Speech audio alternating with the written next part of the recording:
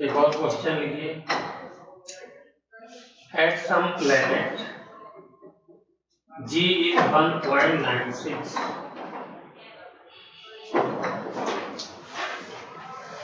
Eight some planet G कितना है 1.96 meter per second square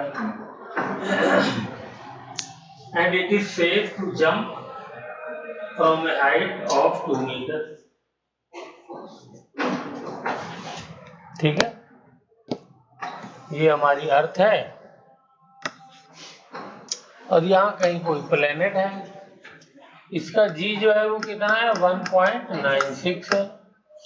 यहाँ पे अगर मैं 2 मीटर की हाइट से कूदता हूँ तो मुझे चोट नहीं लग रही है, सेफ है।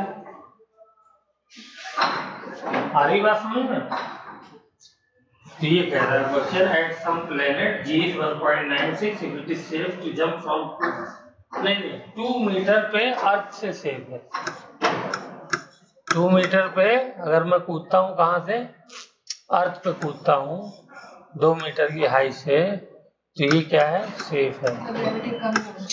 तो यहाँ पर जो है वो कितनी हाइट होगी, यहाँ की हाइट बतानी है कि कितने हाइट से कूदूं कि ये सेफ रहेगा।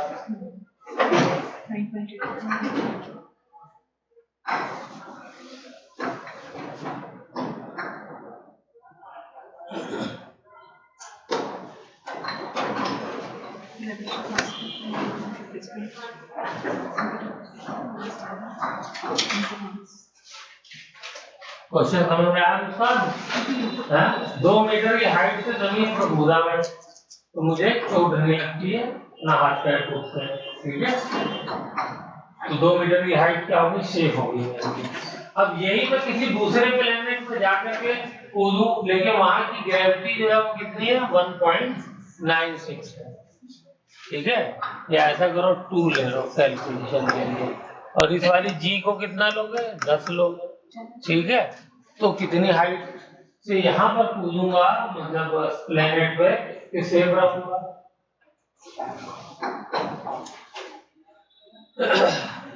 तो देखिए कैसे करेंगे।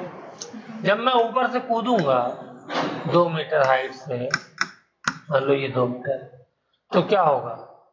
मेरे अंदर वेलोसिटी आती है ना, यहाँ पे तो वेलोसिटी 0 होगी जब मैंने कूदना शुरू किया, और नीचे क्या हो जाएगी? वेलोसिटी मेरी बढ़ती जाएगी क्योंकि नीचे की तरफ एक्सेलरेशन लग रहा है। तो उस वेलोसिटी की वजह से ही तो मेरे यहाँ चोट लगने वाली है जो मैं कूद रहा हूँ। ठीक है ना? तो वो वेलोसिटी जितनी ज्यादा होगी उतना ज्यादा तेज चोट लगेगी, और जितनी वेलोसिटी कम होगी उतना कम चोट लगेगी। ठीक है ना? अब मैं ऐसे कूदा तो कुछ वेलोसिटी थी, लेकिन यही अगर मैं और थोड़ा ऊपर से कूदूं तो और वेलोसिटी बढ़ जाएगी, और कूदूंगा और बढ़ जाएगी। तो वेलोसिटी का फॉर्मूला याद है? जब ऊपर से कोई चीज ड्रॉप की जाती है, √2gh, ये फॉर्मूला आता है, याद आ गया? तो ये हो गई।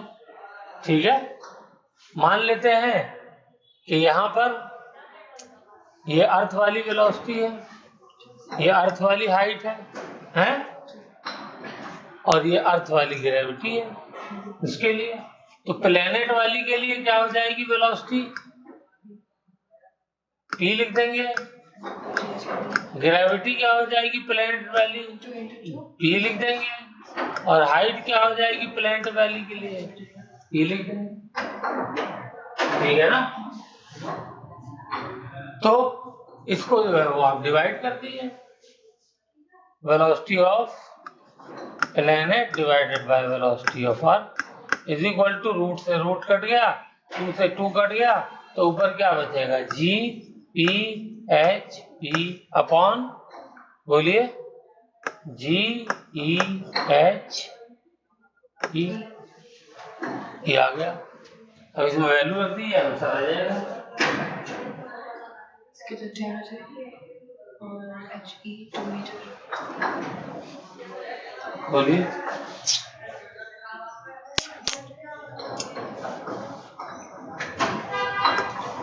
Velocity of planet divided by velocity of अर्थ, यहाँ से निकाल के रख देंगे, यहाँ से निकाल के रखिए क्या वैल्यू आएगी वेलोसिटी ऑफ अर्थ की, 2 × 10 × 2 क्या हो जाएगा √40।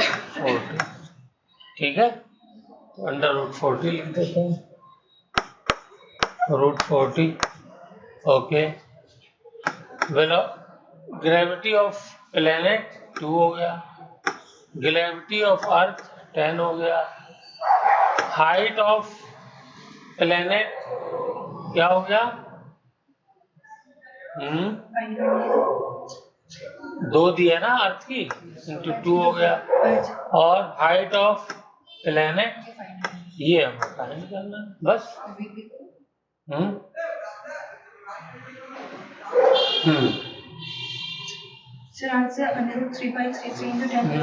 ये 2 कट गया,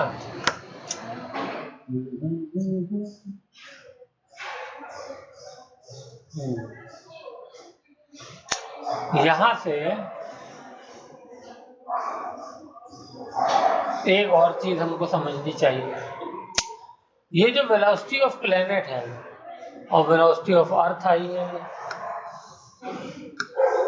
इससे एक बात और समझनी चाहिए। क्या समझनी चाहिए कि इतनी वेलोसिटी से अगर मैं अर्थ पे गिरता हूं तो ये वेलोसिटी मेरे लिए सेफ है।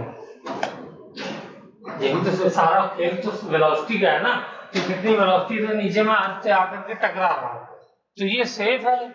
इससे ये वो बताना चाह रहा है क्वेश्चन में कि इसका मतलब ये वेलोसिटी सेफ है, तो प्लेनेट पे भी यही वेलोसिटी होगी तो सेफ रहेगी ना। हाँ, तो अब इसमें ये डिवाइड करने की भी जरूरत नहीं है, सीधे आप निकाल सकते हो वेलोसिटी ऑफ प्लेनेट कितनी सेफ है, जितनी अर्थ पे सेफ है, ठीक है ना, और इज इक्वल टू रूट, अब मैं सीधे सीधे रूट वाला फॉर्मूला लगा रहा हूं, तो ये हो जाएगा 2 इंटू जीपी कितना है 2 इंटू हाइट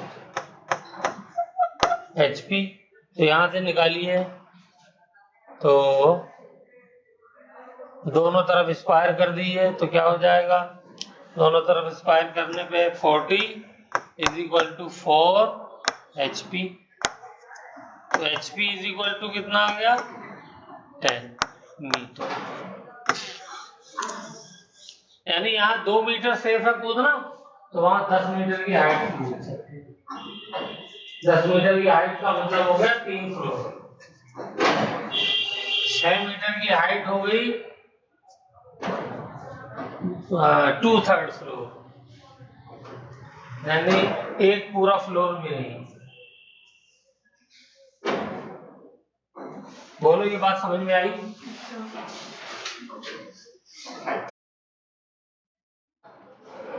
चलिए, तो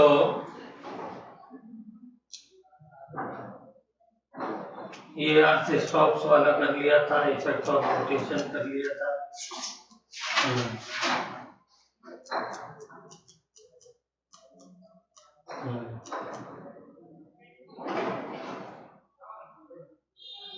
चलिए एक क्वेश्चन लिखिए, diameter and mass of A planet is double that of earth.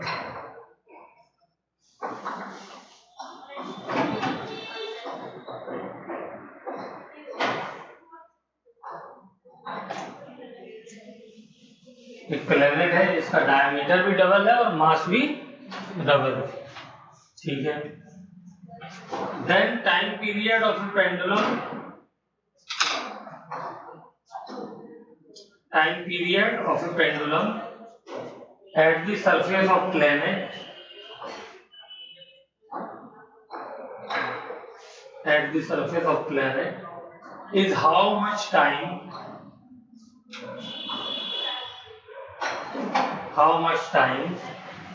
the time period of earth। Pendulum तो जानते हैं क्या होता है,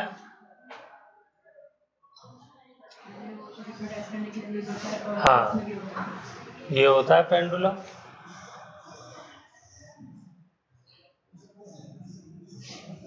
ठीक है,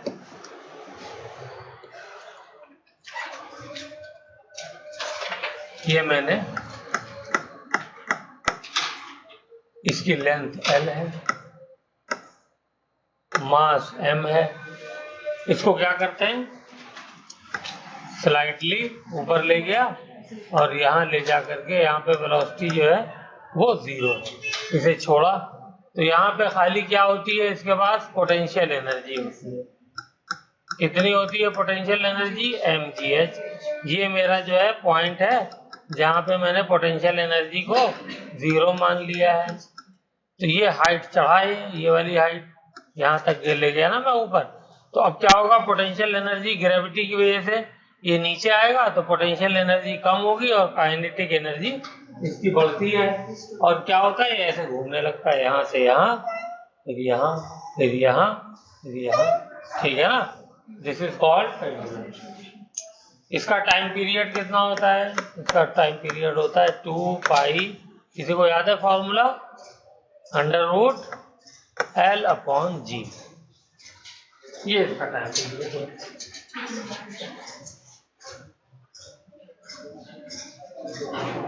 तो ये मेरा अर्थ के लिए है टाइम पीरियड।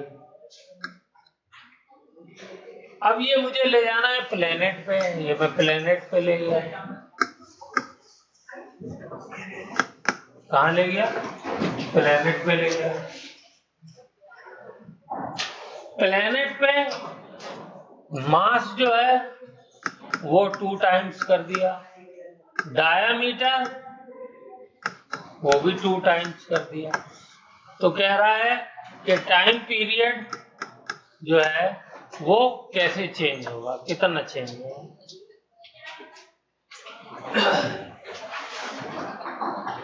बताइए।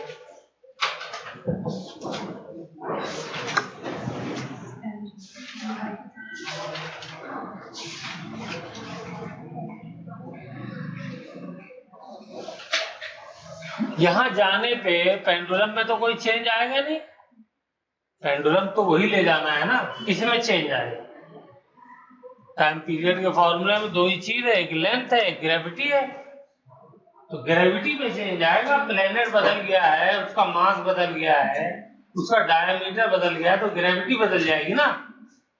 तो क्या करना है, खाली प्लेनेट पे ग्रेविटी कितनी होगी लिखो, प्लेनेट की ग्रेविटी कितनी होगी उसका फॉर्मूला लिख दो। अर्थ की ग्रेविटी का क्या फॉर्मूला है बताओ मुस्कान, G capital M upon R²। तो प्लेनेट की क्या हो जाएगी बोलो, G तो चेंज होता नहीं, यूनिवर्सल कांस्टेंट है। मास कितना हो जाएगा, मास डबल कर दिया तो 2 टाइम्स अर्थ के मास के। डायमीटर डबल किया तो रेडियस पे कितना फर्क पड़ेगा,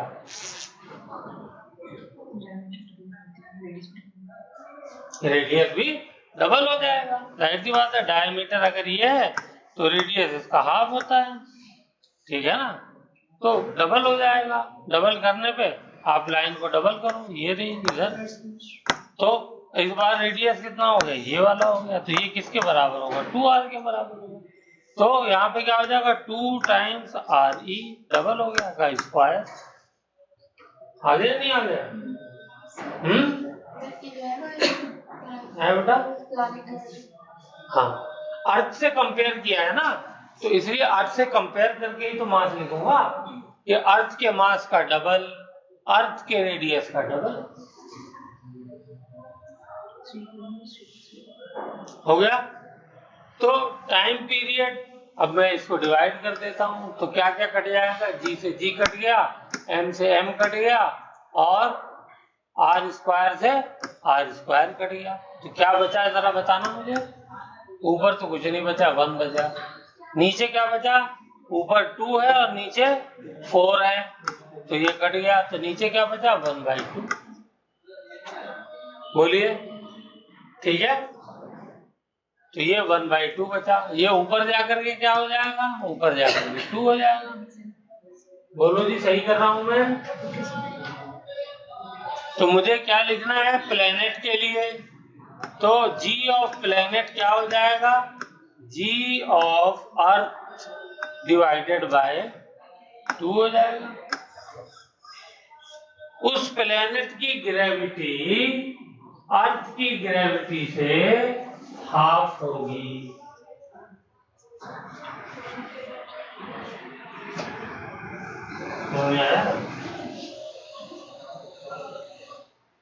मास तो डबल किया है, लेकिन रेडियस भी तो डबल हो गया है, और नीचे डिनोमिनेटर में स्क्वायर आता है, तो वो स्क्वायर के हिसाब से बढ़ता है। तो अब यही सेम फॉर्मूला यूज करके प्लेनेट का लिख दो। तो टाइम पीरियड फॉर प्लेनेट क्या हो जाएगा? 2 पाई तो कांस्टेंट है, इसमें कोई चेंज नहीं आएगा, अंडर रूट लेंथ वही पेंडुलम लेके गया हूं मैं उस प्लेनेट पे, इसमें भी कोई चेंज नहीं आएगा। ग्रेविटी ऑफ प्लेनेट कितनी है?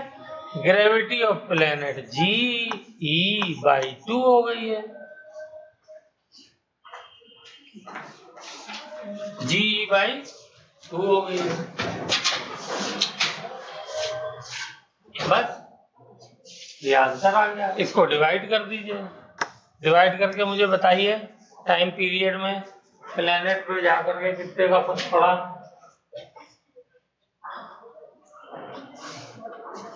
क्या क्या कट जाएगा?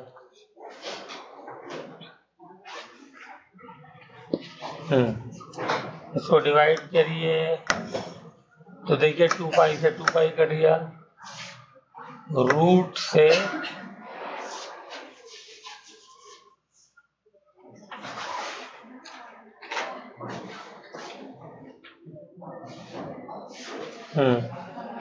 रूट में L से L कट गया, ठीक है, GE से GE कट गया, ठीक है, तो क्या बचा?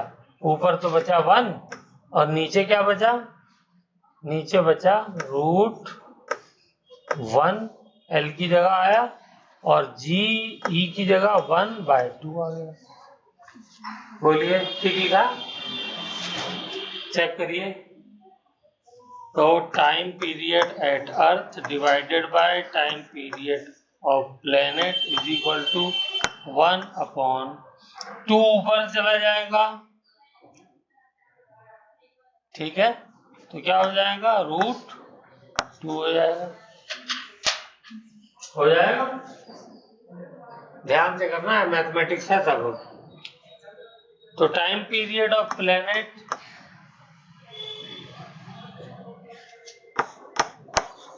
इज इक्वल टू क्या हो जाएगा? √2 टाइम्स टाइम पीरियड ऑफ अर्थ।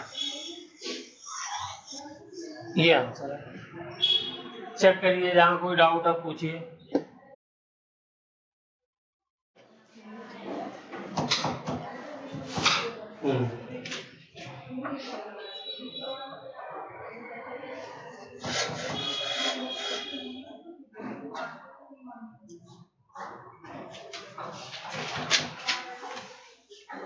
चलिए ग्रेविटी का आज का एक और लास्ट टॉपिक बता देते हैं, उसके बाद खत्म ग्रेविटी।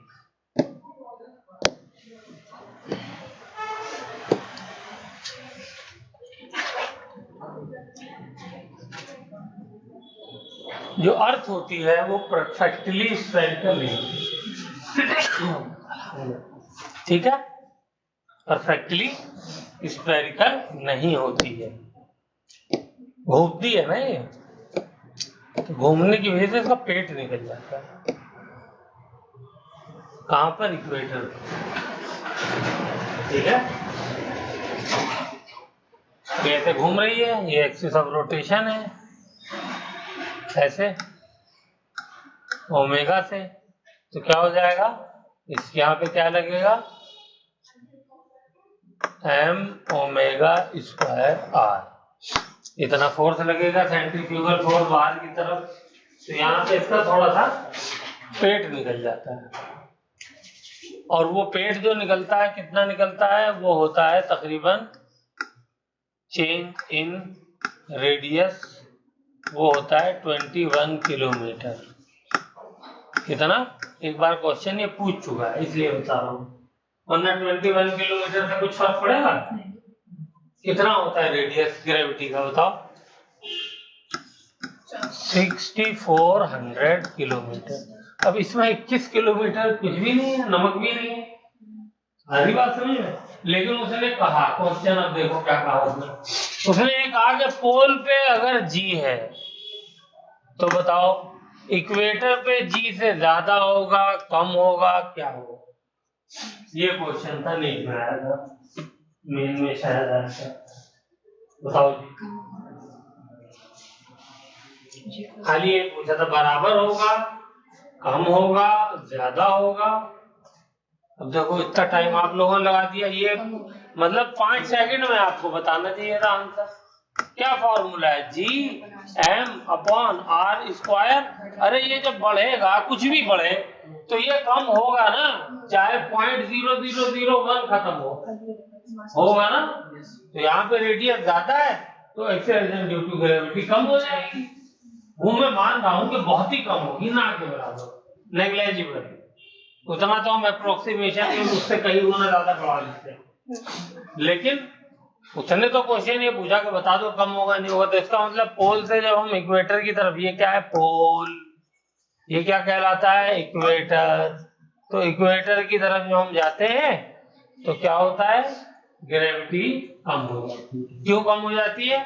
क्योंकि यहाँ पे रेडियस ज्यादा होता है। जी अस्सलाम वालेकुम सब, कोई दिक्कत नहीं है जी। बस वही मैंने कहा कोई स्टूडेंट वगैरह अगर हो तो बताइए। मैथ का चलिए ठीक है, ठीक है। अच्छा चलो ये लिख के बताओ लिस्ट, कहाँ कहाँ पर ग्रेविटी में चेंज हुआ है, किन किन कंडीशंस की वजह से। ऊपर लिख के बताओ जल्दी से, ताकि मुझे इत्मीनान हो जाए कि हाँ हम लोगों को याद है कितना ग्रेविटी में चेंज।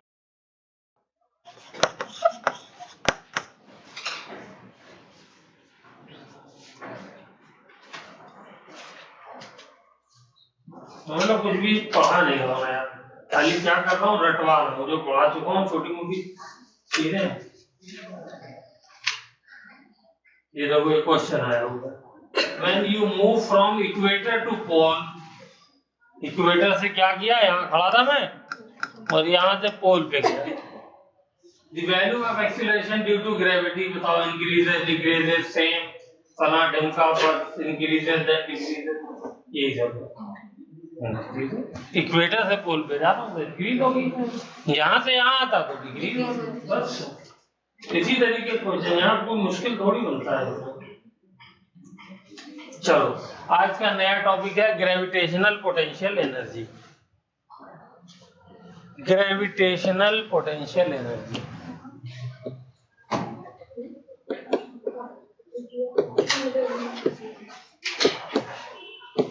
पोटेंशियल एनर्जी, ठीक है।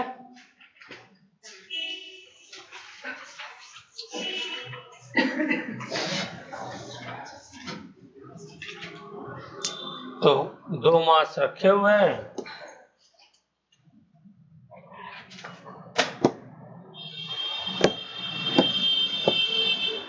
एक ये है और एक ये है। M1 and M2 at distance R। तो इनकी ग्रेविटेशनल पोटेंशियल एनर्जी क्या होगी? क्योंकि इनमें अट्रैक्शन फोर्स होता है दोनों में, ठीक है। तो इसके अंदर आएगा -G M, हाँ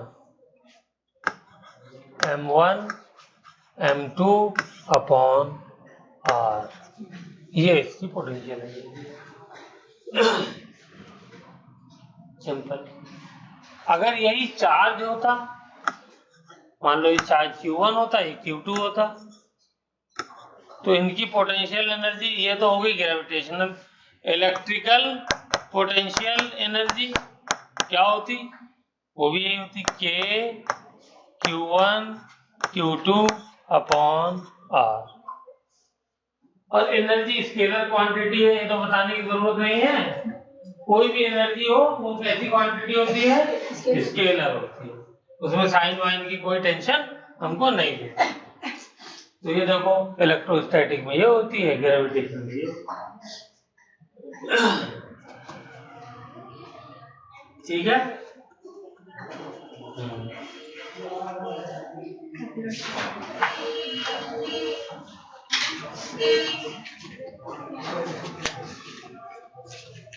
स्प्रिंग की पोटेंशियल एनर्जी कितनी थी,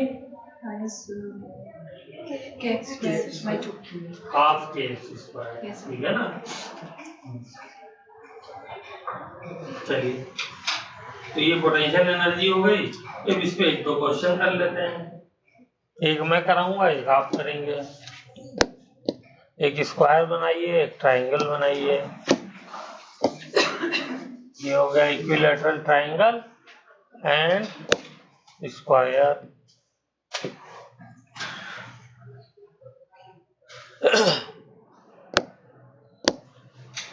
मास सेम रख लीजिए, सब पे मास m है। साइड a कर लीजिए, ठीक है। इसका निकालिए सिस्टम का पोटेंशियल एनर्जी।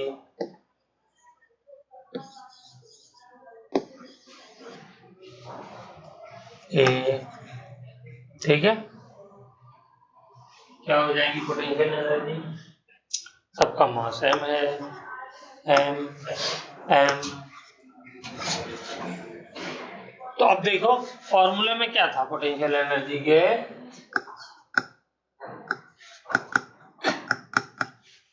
जी एम, दोनों मास सेम है तो स्क्वायर कर देता हूं, अपॉन ये होगी माइनस साइन, ठीक है। ये होगी, लेकिन एक मास ये है, पेयर बन रहा है इसमें, ये भी तो पेयर बन रहा है, तो इसकी भी पोटेंशियल एनर्जी होगी, ये वाली इसकी हो गई, तो इसकी क्या होगी potential energy, minus G M square upon A. और एक पेयर ये भी तो बन रहा है, इतने पेयर बन रहे हैं डिफरेंट, तो इसकी पोटेंशियल एनर्जी अलग होगी। इसकी क्या हो जाएगी potential energy, minus G M square upon A. ये हो गया। तो सिस्टम की potential energy of the system, system क्या हो जाएगी, स्केलर क्वांटिटी है। क्या करना है, जैसे नंबर ऐड किए जाते हैं ऐसे ऐड कर देना है, इसमें तो डायरेक्शन भी नहीं देखना है, तो तीनों बराबर है, तो क्या करना है 3 times G M square upon A, आ गया।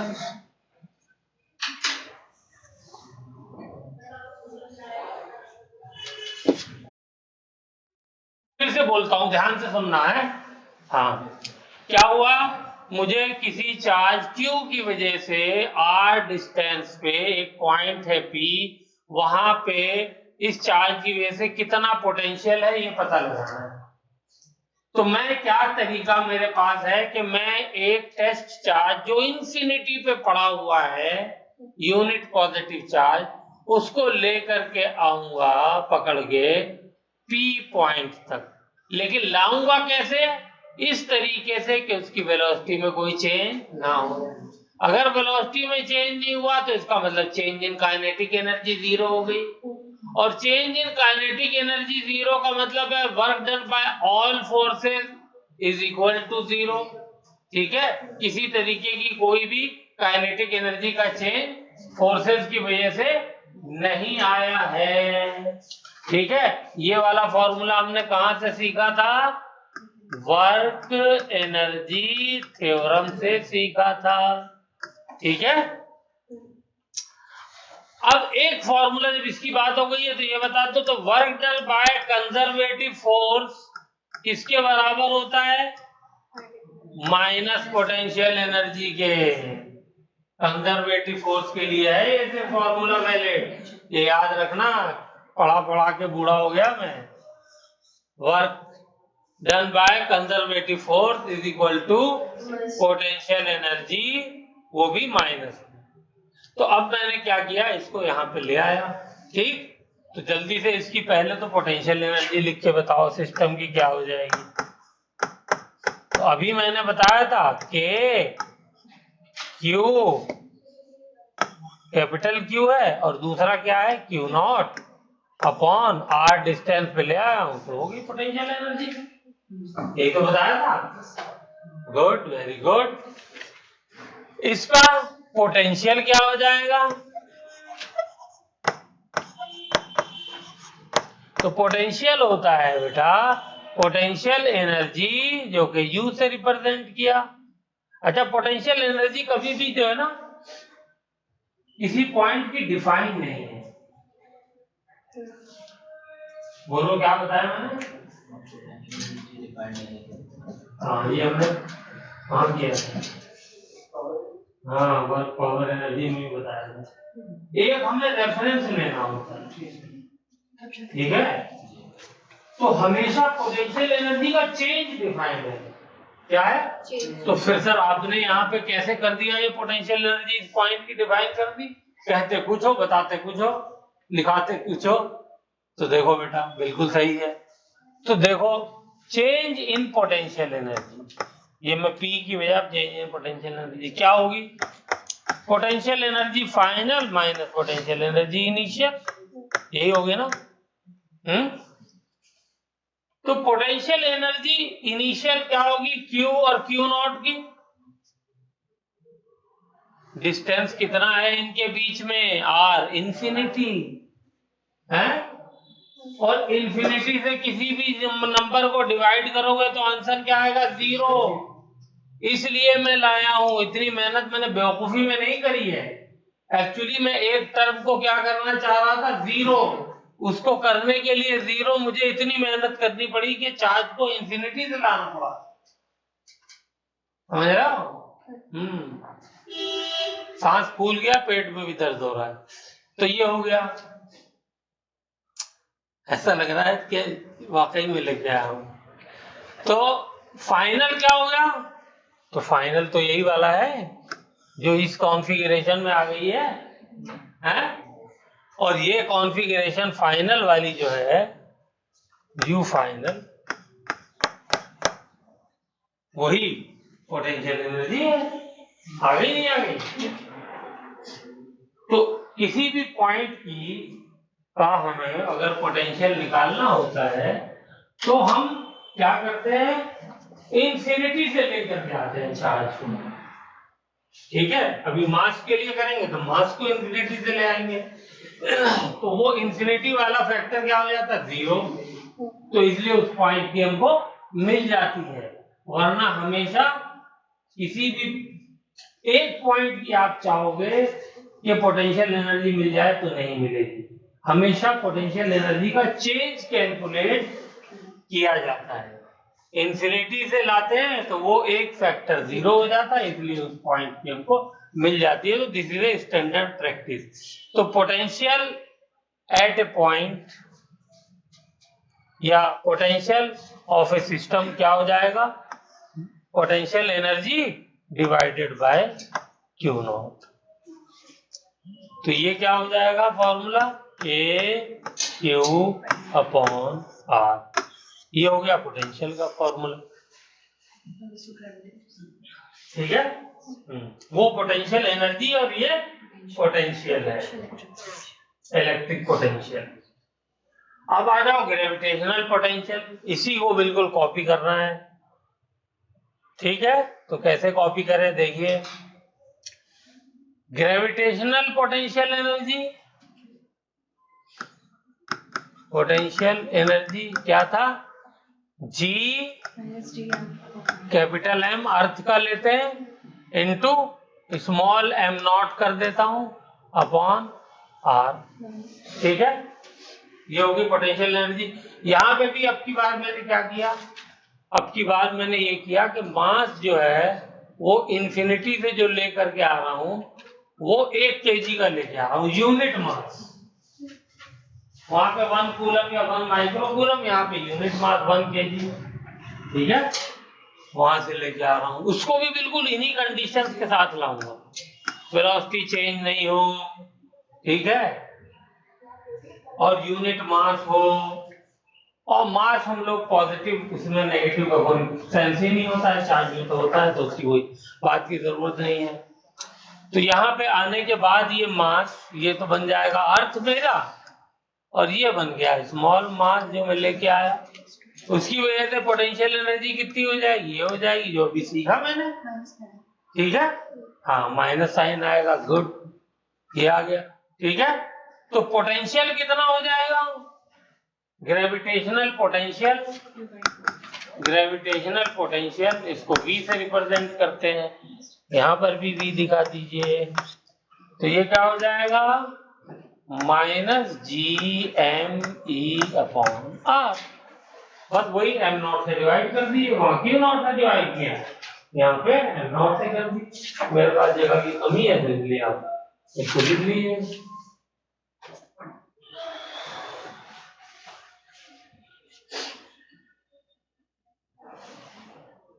हो गया, तो इसके लिए चाहे लाइन लिख लीजिए, ग्रेविटेशनल पोटेंशियल क्या है, work done in bringing unit mass from infinity two point P।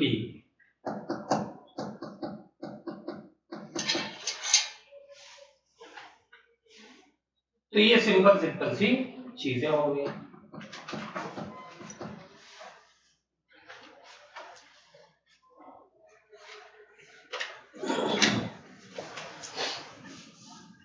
हो गया, लिखिए।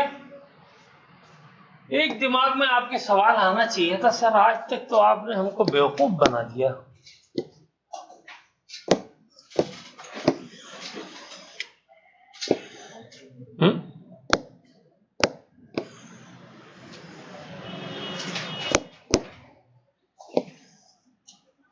ये मेरी अर्थ है,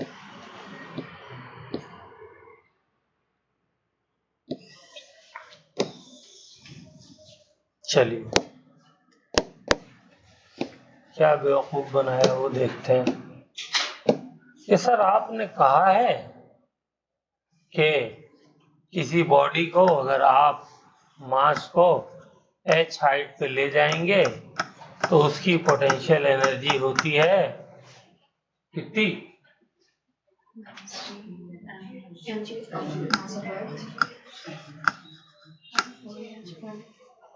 आज तक तो ये पढ़ा था है पोटेंशियल एनर्जी, और आज दूसरा फॉर्मूला पढ़ा रहे हैं आप। आज क्या पढ़ा रहे हैं, पोटेंशियल एनर्जी का formula -G capital M into small m upon r। ठीक है, तो इस फॉर्मूले को इसमें चेंज कर दीजिए, लगाइए इस फॉर्मूले में r की वैल्यू पुट करिए, क्या हो जाएगा,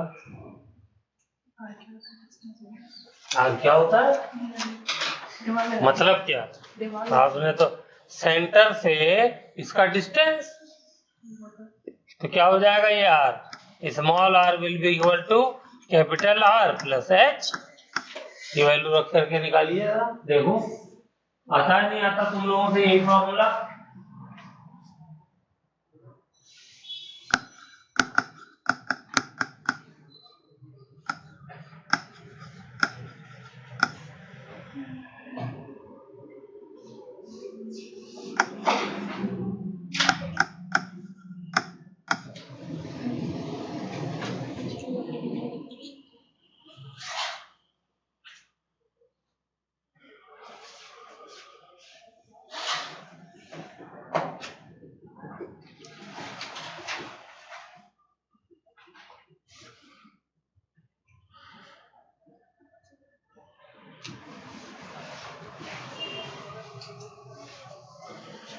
चलिए देखिए मैं कराता हूँ, वरना टाइम ज्यादा लग जाएगा। बॉडी मेरी यहाँ पे थी सरफेस पे, कहाँ ले गया मैं, हाइट h पर ले गया। तो चेंज इन पोटेंशियल एनर्जी क्या आएगा, final potential minus initial potential. ठीक है, फाइनल पोटेंशियल क्या होगा, G माइनस के साथ M upon capital R plus H, ये होगा क्योंकि हाइट यहां चली गई है। और इनिशियल पोटेंशियल एनर्जी क्या होगी, minus GM into M upon capital R। बोलिए यही होगा। इसको सॉल्व करिए, इसको सॉल्व करेंगे तो क्या हो जाएगा, देखिए ये माइनस माइनस प्लस, ठीक है, और GMM सबके अंदर सेम है तो कॉमन आ गया। तो G capital M small m, ये तो मैंने ले लिया बाहर, अंदर क्या बचा, ये हो गया 1/r, माइनस माइनस ने कैंसिल कर दिया एक दूसरे को, और यहाँ पर माइनस 1/r प्लस h, ये हो गया। इसका जरा एलसीएम लीजिए, एलसीएम लीजिए, तो चेंज इन पोटेंशियल एनर्जी क्या आई,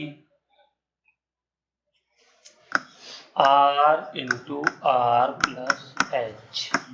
ठीक, ये आ गया। अब ऊपर क्या आएगा, इधर वाले फैक्टर में R प्लस एच आएगा, उधर वाले में क्या आएगा, माइनस R आ जाएगा। तो ये देखिए, ये माइनस R ये प्लस R, ये कैंसिल हो गया।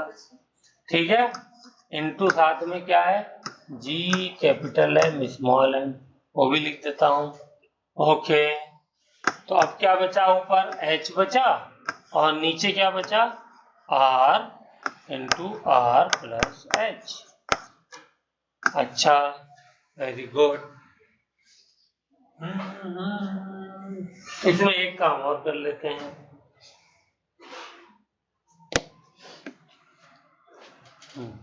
ब्रैकेट अब मैं हटा दे रहा हूँ, मेरा काम इसका खत्म हो गया। इसको लिख देता हूँ, G capital M small m H, ये था, ये इक्वेशन बनी। बोलिए यहां तक लिख लिया सब लोगों ने। अब देखिए मैं क्या करने जा रहा हूं कि इस वाले डिनोमिनेटर को R से मल्टीप्लाई कर रहा हूं और R से डिवाइड कर रहा हूं। ठीक है, तो किसी को कोई एतराज नहीं, गुड। तो इस R को, अब देखिए इस R को इस R से, ये बाहर है, इससे मल्टीप्लाई होगा तो क्या हो जाएगा, ये R स्क्वायर हो जाएगा, हैं? गुड। तो फिर अब मुझे इसे लिखने की जरूरत है नहीं है, और यहां पर इस R को मैं इसके नीचे लिख देता हूं। बोलिए, ठीक है, चलो इतना लिखो पहले जल्दी।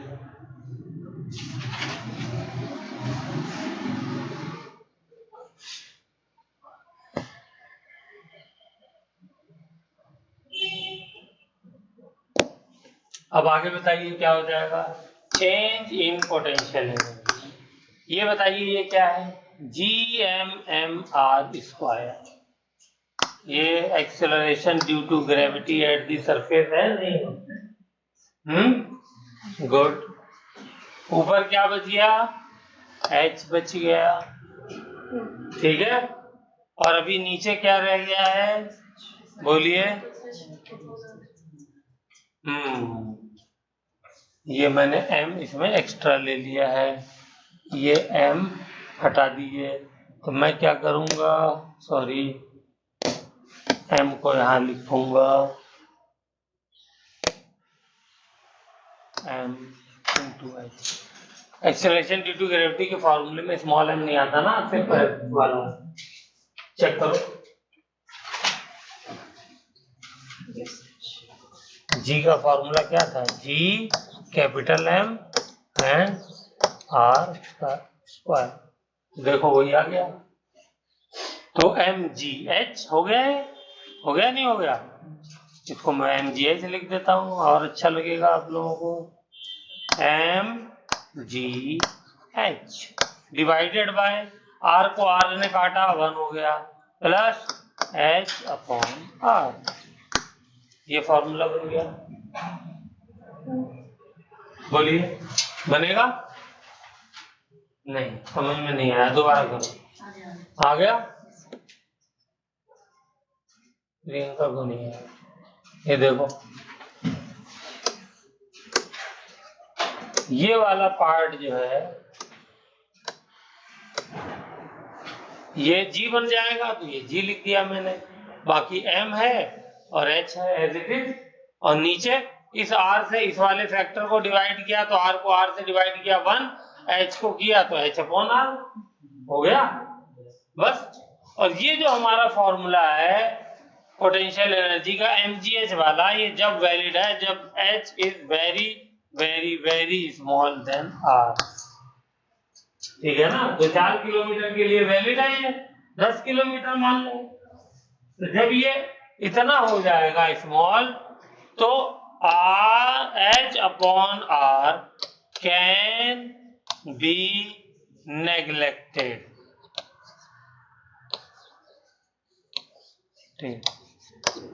ठीक है, इसको हम नेग्लेक्ट कर सकते हैं। दैट इज, इसका मतलब क्या है? इसका मतलब है 1 plus H/R is approximately equal to 1। हो गया? अगर ये हो जाएगा तो यहाँ पे फॉर्मूला क्या बन जाएगा? mgh। तो ये जो फॉर्मूला है कि अप्रोक्सीमेशन के साथ है कि हम बहुत ज्यादा हाइट पे नहीं जा रहे हैं, थोड़ी सी हाइट पे जा रहे हैं, क्योंकि अर्थ का रेडियस जो R है वो है 6400 किलोमीटर, और हम कितनी हाइट के लिए करते हैं कि 100 मीटर बॉल ऊपर चलेगी, 2 से चलेगी 400 मीटर पे देखते हैं, तो उसकी कोई वैल्यू ही नहीं है 6400 किलोमीटर के कंपैरिजन में। हो गया? Very good. अब नेक्स्ट है हमारा ऑर्बिटल वेलोसिटी। लिखिए, ऑर्बिटल वेलोसिटी, ये और भी आसान है। ऑर्बिटल वेलोसिटी क्या होगी? है इसको V0 से रिप्रेजेंट कर देंगे, VO के लिए। क्या मतलब है इसका? इसका मतलब यही है कि कोई ये मेरी अर्थ है और एट डिस्टेंस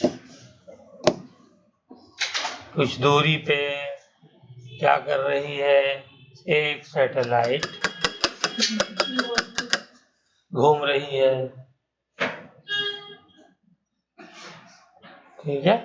ये सैटेलाइट बना देते हैं,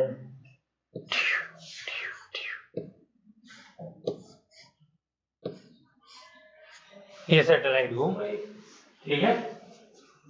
तो जब किसी ऑर्बिट में सैटेलाइट घूमती है तो उसको एक मिनिमम वेलोसिटी चाहिए होती है, क्यों चाहिए होती है? इसलिए, वरना तो आज उसको अपनी तरफ खींचेगी ना। हाँ भाई, अंदर की तरफ कौन सा फोर्स लग रहा है? Gravitational force. तो इस फोर्स का काउंटर बैलेंस करने के लिए बाहर की तरफ भी तो फोर्स चाहिए। कौन सा? सेंट्रीफ्यूगल, ठीक है ना। पीटल तो अंदर पे लगता है, तो यहाँ पे ग्रेविटेशन फोर्स जो है वो सेंट्रीपिटल फोर्स प्रोवाइड कर रहा है, बाहर की तरफ सेंट्रीफ्यूगल लगेगा। वो किसके बराबर होता है? mv²/r के। बोलिए, ठीक है, ये हो गया mv²/r, ये हो गया। ये दोनों फोर्स बराबर होंगे तो वो उसी ऑर्बिट में सैटेलाइट घूमती रहेगी। तो यहां से ऑर्बिटल वेलोसिटी को निकाल लीजिए। यहाँ पे ग्रेविटेशनल फोर्स कितना है? Gm। इसका मान लेते हैं सैटेलाइट का मास है m, स्मॉल m, तो Gmm अपॉन ग्रेविटेशनल फोर्स बताओ कितना हो जाएगा? R प्लस H का होल स्क्वायर। क्लियर है? किसी को कोई डाउट है? Gravitational force must be equal to centrifugal force. तो वही मैंने कर दिया, इधर ग्रेविटेशन वाला लिख दिया तो इधर सेंट्रीफ्यूगल रख दो। तो एम वी नॉट का square upon are plus h, इसमें स्क्वायर नहीं आता है। बोलिए ठीक है। हाँ भाई सिद्धांत, एनी डाउट? नो डाउट, क्या बात है। अब इसमें कटेगा क्या, ये मास से ये मास कट गया सैटेलाइट वाला, आर प्लस एच से एक आर प्लस एच कट गया, तो ऑर्बिटल वेलोसिटी तो आ गई, नहीं आ गई? V naught is equal to, इसीलिए कह रहा हूं इससे आसान चैप्टर हो नहीं सकता, GM upon are plus H, ये हो गया। और रूट हटाना है तो रूट हटा दो, ये रूट हट गया, ये रूट अंडर रूट लग गया, ठीक है। तो ऑर्बिटल वेलोसिटी का फॉर्मूला आ गया under root G into M upon small R, लिख देता हूं, ठीक है। सेंटर से पूरा डिस्टेंस जो है वो स्मॉल आर है, ठीक है ना। स्मॉल आर ही तो लिखते हैं, आप आर प्लस एच लिखते रहो, उसमें क्या हो गया, बेसिक फॉर्मूला तो आर प्लस एच वाला है। तो किसी को कोई दिक्कत हुई इसको निकालने में? फॉर्मूले में जो मास आया है वो किसका आया है, सैटेलाइट का? सब हाँ कर रहे हैं, नहीं सब हाँ कर रहे हैं, एक तरफ से सबने हाँ किया है। अर्थ का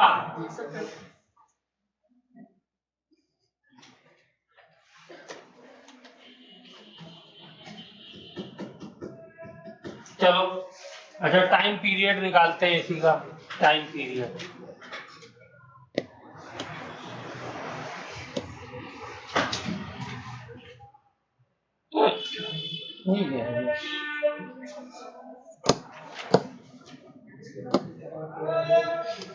चलो टाइम पीरियड निकालो इसका सैटेलाइट का। तो सैटेलाइट का टाइम पीरियड, टाइम पीरियड किसको कहते हैं? एक चक्कर लगाने में जितना टाइम लगेगा, तो बताओ कितना टाइम लगेगा? एक चक्कर कितना बड़ा होगा जी? बोलो अस्मा, वो सफिया, 2 पाई आर, जो उसका सर्कमफेरेंस है, पूरा रास्ता कितना होगा, यही होगा ना सर्कल, तो उसका रेडियस है स्मॉल आर, तो कितना हो जाएगा 2 पाई आर। वेलोसिटी कितनी है, डिवाइडेड बाय वी। तो डिस्टेंस अपॉन वेलोसिटी, यही तो टाइम होता है। वेलोसिटी का फॉर्मूला होता है क्या, डिस्टेंस अपॉन टाइम, वेलोसिटी नहीं सॉरी स्पीड, ठीक है, टाइम, ओके। तो टाइम चाहिए तो टाइम को इधर ले आओ, स्पीड को नीचे ले जाओ, ये हो गया। और स्पीड कौन सी है, ऑर्बिटल वाली, तो इसको रख दो, तो 2 pi small R upon root G capital M upon are.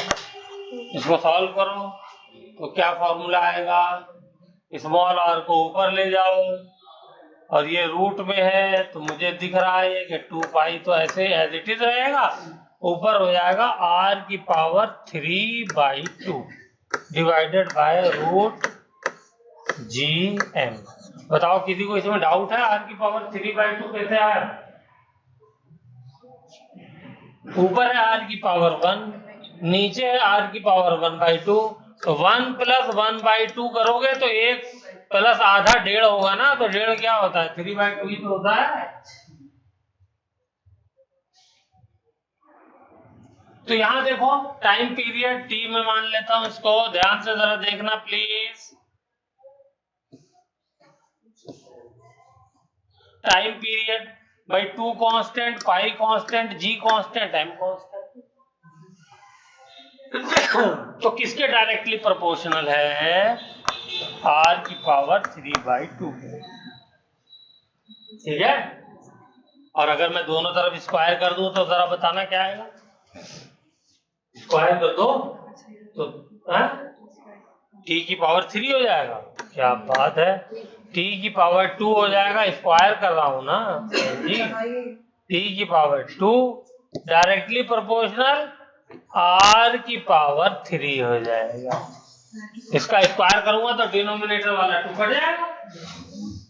तो ये मेरी थोड़ा सिंपल इक्वेशन बन गई।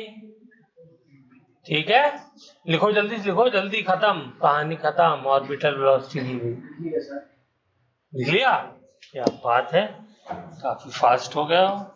T square is directly proportional to R की पावर 3। ये केपलर थर्ड लॉ भी है। हाँ, केपलर लॉ इसके बाद आएगा। हाँ, तो जो भी सैटेलाइट घूमती है ऑर्बिट में अर्थ के अराउंड, अर्थ मैंने लिया है, कोई प्लेनेट भी हो सकता है। ठीक है ना। हाँ, फॉर्मूले यही लगेंगे सब जगह। अर्थ ना कह करके वो कहते हैं कि मून के चारों तरफ घूम रही है तो भी यही फॉर्मूले लगेंगे। वहां बस मास जो है क्या हो जाएगा, मून का लगेगा। अर्थ लेंगे तो अर्थ का मास लगेगा, मार्स ले लेंगे तो मार्स का मास लगेगा। तो ये मास जो है m, लिख लो इसको, मास ऑफ द प्लेनेट है। इसको याद रखना है, भूलना नहीं है। अभी मास ऑफ सैटेलाइट कर दो या वहां भी अर्थ कर दो। ठीक है, गुड, वेरी गुड।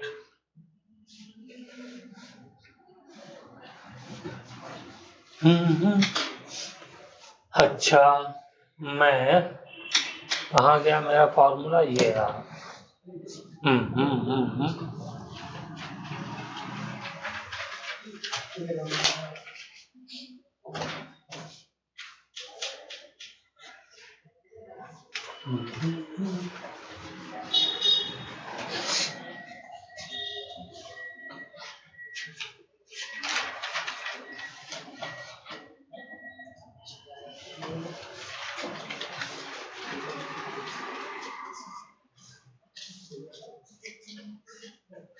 चलिए एक और इसको वो करते हैं मॉडिफिकेशन जरा सा, उसके बाद खत्म करेंगे।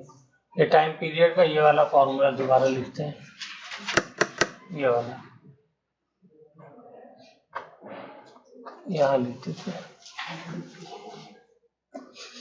देखिए,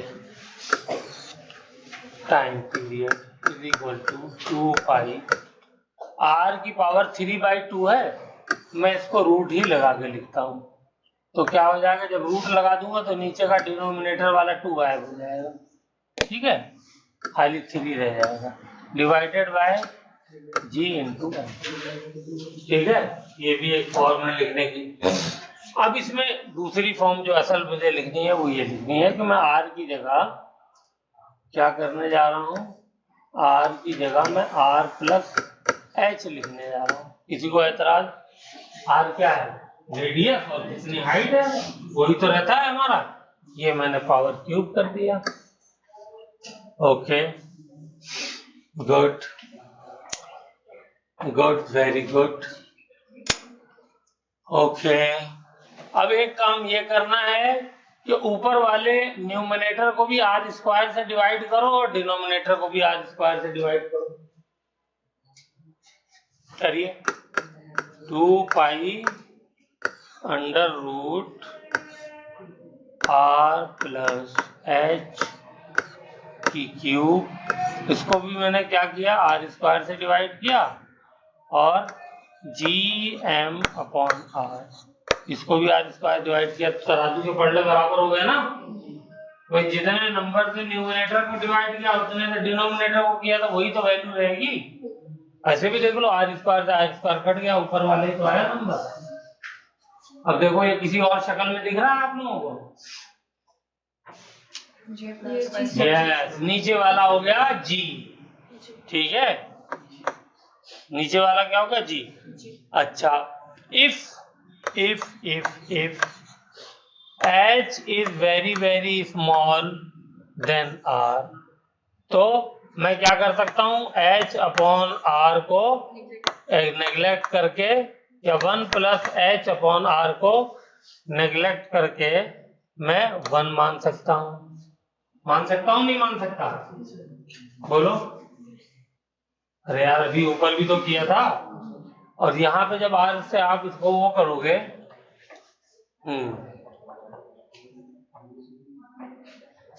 चलो अभी इसको G रखते हैं। 2π√,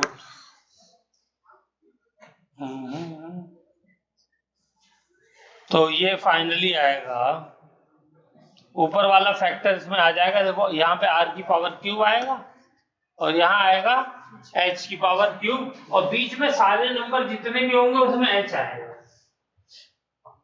जब आप क्यूब खोलेंगे, एक्सपेंड करेंगे ब्रैकेट को, तो एक फैक्टर आएगा जिसमें R प्योर होगा, and that will be R cube. उसके अलावा सब में H से मल्टीप्लाई हो रहा होगा, तो H इतना छोटा है कि उसको जब आप किसी भी नंबर से R से मल्टीप्लाई करोगे वो खत्म हो जाएगा। ठीक है, तो क्या हो जाएगा यहाँ पे R की पावर क्यूब प्लस जितने भी नंबर है उनको मैंने नेग्लेक्ट कर दिया, डिवाइडेड बाय R², ये बचा। ठीक, और नीचे क्या बचा, नीचे G बच गया, क्योंकि ये फॉर्मूला किसका है, G का है। ठीक, चलिए तो इस फॉर्मूले को देखिए, तो यहाँ R² से क्यूब कट गया, एक R बचा ऊपर, तो ये मेरा टाइम पीरियड का एक और फॉर्मूला बन गया, क्या, 2π√R/G।